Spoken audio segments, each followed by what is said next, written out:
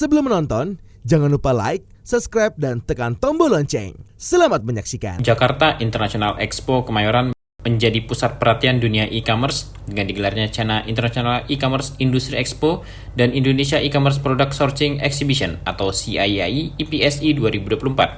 Pameran yang diorganisir oleh China Council for the Promotion of the International Trade atau CCPIT ini berlangsung pada 19 September hingga 21 September 2024. Pameran e-commerce terbesar ini dibuka oleh Deputi Bidang Produk Wisata dan Penyelenggara Kegiatan Kemenparekraf Vincentius Jimadu, didampingi oleh Secretary of CPC Brands CCPIT Commercial Sub-Council Ren Guiying dan Chief Representative CCPIT Representative Office in Indonesia Li Feng. Acara ini bukan hanya sekedar tempat perusahaan menampilkan produk unggulan mereka, tetapi juga bertujuan mendorong pertumbuhan industri e-commerce di Asia Tenggara.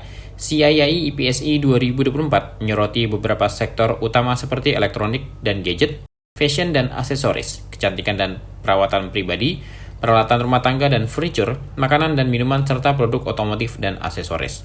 Total ada 1.000 lebih merek terkemuka yang memperkenalkan produk unggulannya, baik dari Indonesia maupun Tiongkok.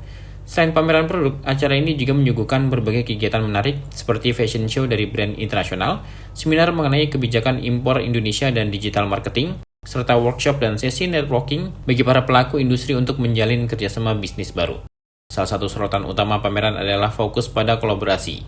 CIAI IPSI 2024 menawarkan platform bagi perusahaan e-commerce Indonesia dan internasional untuk berkolaborasi. Melalui sesi pencocokan bisnis yang terarah, acara networking yang disusun dengan baik, dan lokakarya interaktif, pameran ini menciptakan lingkungan di mana perusahaan dapat berinteraksi secara langsung, menggali peluang baru, dan membentuk kemitraan strategis yang saling menguntungkan. Sebuah komunitas wirausaha yang mengumpulkan para pengusaha muda dengan berbagai latar belakang bisnis memiliki tujuan untuk saling membangun, berkolaborasi, dan memajukan dunia wirausaha di Indonesia. Didirikan pada 20 September 2017 oleh Clemens Raharja. Mulanya The Entrepreneur Society hanyalah tempat berkumpul serta wadah untuk memperluas network bagi para pengusaha. Namun seiring berjalannya waktu, komunitas ini mengalami perkembangan hingga kini sudah memiliki kurikulum pengajaran dan event terstruktur bagi para membernya. Memiliki visi sebagai komunitas pengusaha anti-sara, The Entrepreneur Society bertujuan untuk mempersatukan pengusaha muda dari Sabang sampai Merauke tanpa diskriminasi apapun. Dengan begitu, para membernya dapat membangun networking seluas-luasnya dan bisa saling bertukar ilmu satu sama lain. Tak hanya sekedar berjejaring dan berkomunitas saja, di The Entrepreneur Society juga akan mendapatkan pengarahan dalam menjalani bisnis dari para mentornya.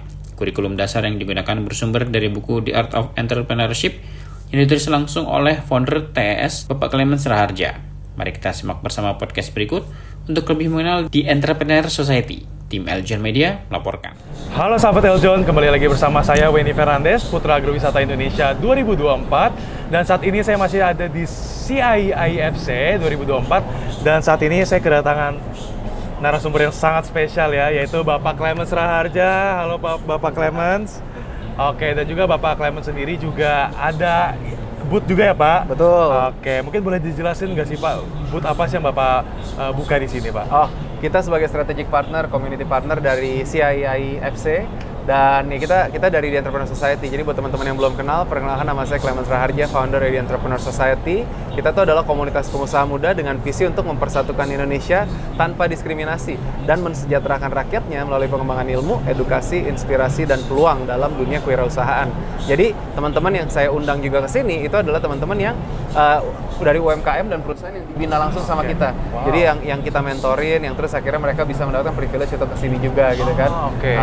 Jadi ya memang kita banyak bawa juga teman-teman importir, eksportir yang pebisnis-pebisnis yang sudah mungkin kelasnya di atas itu untuk datang supaya bisa ketemu dengan teman-teman yang dari China di sini. Oke, kira-kira siapa aja sih Pak yang bisa masuk ke Entrepreneur Society ini Pak? Sebenarnya dibuatnya itu kan sosial dan ini untuk semua orang yang mau belajar dan mau turut berbagi menjadi perpanjangan tangan berkat Tuhan. Kalau udah jadi pengusaha tuh saya selalu percaya itu kita harus jadi perpanjangan tangan berkat Tuhan bagi sesama, karena kita yang nanti akan membagikan dari gaji, dari pekerjaan, dari peluang, dari segalanya gitu. Itu yang mau bisa bergabung sama kita.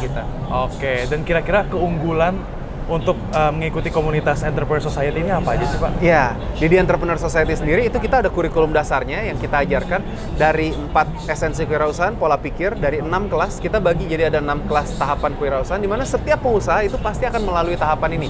Dari kelas 1, 2, 3 yang omsetnya belum stabil, menuju ke stabil, dari yang tadinya kerja sendiri, sampai mulai punya tim kelas awal, lalu kelas 4, 5, 6 tuh kita ngomongin yang udah corporate, di mana udah mulai punya struktur organisasi, udah punya sistemisasi, kita ajarkan gimana cara naik kelasnya satu demi satu. Dan di kelas 6 kalau mau sampai ke perusahaan ke kelas 6 itu ada 8 core. Makanya kurikulum dasar kita itu 4, 6 dan 8. 8 core ini itu termasuk ada penjualan, ada mindset, ada pola pikir, branding, marketing, PR, ada finance, ada kita leadership, HR dan yang lain-lain, itu kita ajarkan semuanya.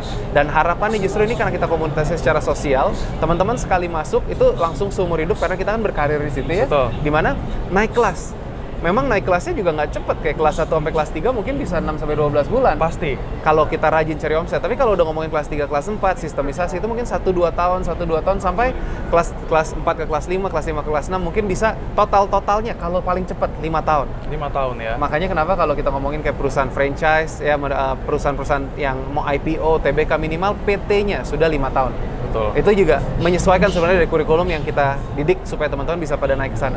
Berarti dari nol ya Pak, dari nol diajarin sampai mereka emang benar-benar sukses gitu ya Pak ya? Betul. Memang yang masuk kan kelasnya macam-macam, jadi Yes. kita bedakan supaya apa? Yang udah kelas 4, 5, 6 ini juga bisa belajar dari mentor-mentor yang lebih besar lagi, tapi mereka juga bisa berbagi sama teman-teman UMKM.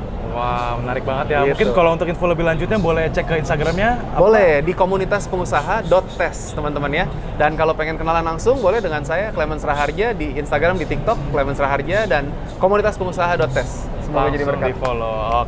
Oke, tadi kita udah ngomongin tentang Entrepreneur Society dan sekarang kita akan ngomongin ke CIIFC-nya nih. Yes. Kira-kira nih menurut Bapak sendiri tentang pameran ini, apakah memiliki peluang yang besar dalam meningkatkan pertumbuhan dan juga termasuk produk yang dimiliki nih Pak sama mereka Pak? Pasti. Kenapa?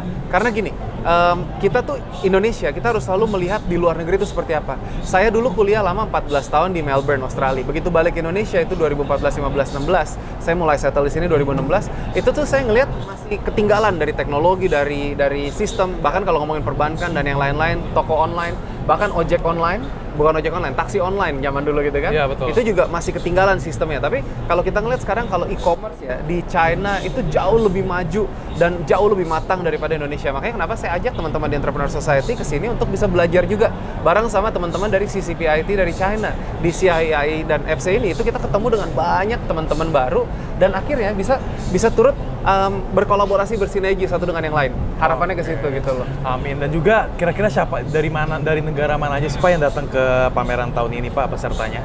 Kebanyakan dari China. Dari China. Tapi saya ketemu ada beberapa dari Korea, ada yang datang oke. dari Malaysia juga gitu kan. Oke. Keren. Dan juga Pak Clemens sendiri kan juga merupakan organizer dari CIIFC tahun ini ya Pak ya. Kira-kira boleh nggak Pak sedikit jelasin konsep dari pameran tahun ini? Lebih ke arah strategic partner sih. Kalau dibilang Oke. organizer tuh kita mengundang teman-teman ya untuk bisa berkembang di sini. Kalau dibilang konsepnya sebenarnya saya suka banget karena gini. Kita jarang punya expo yang ngasih produk segala macam, tapi jarang yang memperdulikan orang-orang yang hadir untuk bisa mendapatkan ilmu pasti.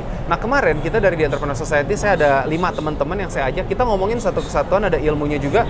Pertama kalau saya ngajarin selalu branding marketing, karena kita punya branding marketing agency yang bisa ngebantu brand teman-teman untuk berkembang. Itu HMM 360. Nah tapi kalau kita ngomongin dari pertama kita gimana bikin brandnya, kalau cuma mau belanja barang di sini terus habis gitu kita nanti akhirnya jadi apa ya? Kan yang belanja nggak cuma kita. Terus nanti mau perang harga di luar sana. Akhirnya yang dia nurunin harga, akhirnya perang harga. Makanya kita bagi itu kemarin segmennya, itu kisahnya tuh nyambung. Yang pertama kita gimana caranya menciptakan sebuah brand yang bisa jadi top of mind. Dilanjutkan dengan mencari supplier yang tepat, pemilihan produk seperti apa. Itu kan Nicholas Sadiatama dari Mediatek, member kita juga. Terus dilanjutkan dengan Kak Ana Agustin, ngomongin setelah punya brand, setelah punya produk, hakinya gimana? Hak kekayaan intelektual, itu kita bikin.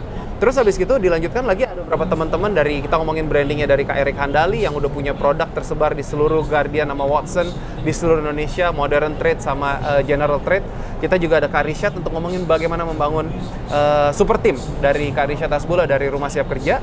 Terus ada yang terakhir itu yang berbagi juga ada ini Kak Arif Lestadi untuk ngomongin bagaimana caranya melihat survei pasar, market research yang tepat gitu kan dari Nest Consulting. Nah ini teman-teman kita ajak, ini seneng banget karena apa? CII ini tuh benar-benar peduli sama perkembangan. Jadi udah bawa teman-teman sebagai supplier untuk teman-teman yang datang ke sini bisa belajar juga dari pengalaman pengusaha-pengusaha lokal praktisi dari The Entrepreneur Society. Wow. Seru banget teman-teman. Seru banget, menarik sekali ya.